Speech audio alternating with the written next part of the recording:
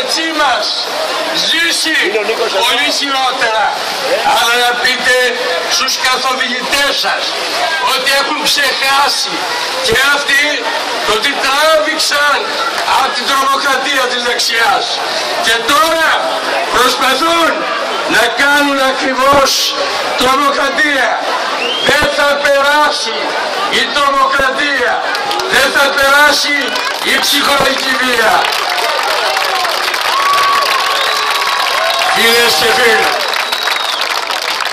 Φίλες και φίλοι,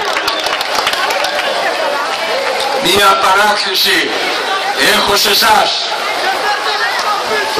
Το κίνημά μας έχει αντιμετωπίσει από το 1974 ως σήμερα πολλές προβοκάτσιες. Πριν από 20 χρόνια καλά κάνουν, πετάνε λέει νεράτζια, να πετάξετε και πέτρες, πετάξτε ό,τι θέλετε, είναι ντροπή σας, αλλά έτσι θα ξυπνήσει η Νέα Σμύρνη, αυτή η προσφυγωμάνα πόλη. Φίλες και φίλοι, σε αυτές τις εκλογές θα κρίνεται από αυτή την εικόνα ότι κρίνεται πραγματικά η γαλήνη του τόπου, η κοινωνική συνοχή, εάν η Ελλάδα θα σταθεί όρθια ή θα πέσει σε αυτούς ή στους άλλους. Είναι το ίδιο πράγμα, βλάπτουν τη δημοκρατία και την Ελλάδα το ίδιο, συναγωνίζονται απλώς ποιος θα είναι ο επιτελάχης της καταστροφής της χώρας. Αυτή είναι η πραγματικότητα.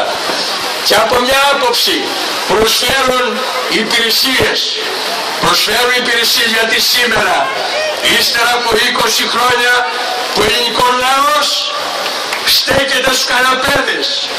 Ότι οι μεγαλοκαναλάρχες, όλοι αυτοί που θέλουν να χειραγωγούν τη δημοκρατία, του προσφέρουν. Είναι η σύγχυση και μόνο. Καθίστε, παρακολουθήστε κάποιους διαλόγους δείχνετε πολιτικούς. Πολλές φορές δίνουν την εικόνα πολιτικού χαμετυπίου.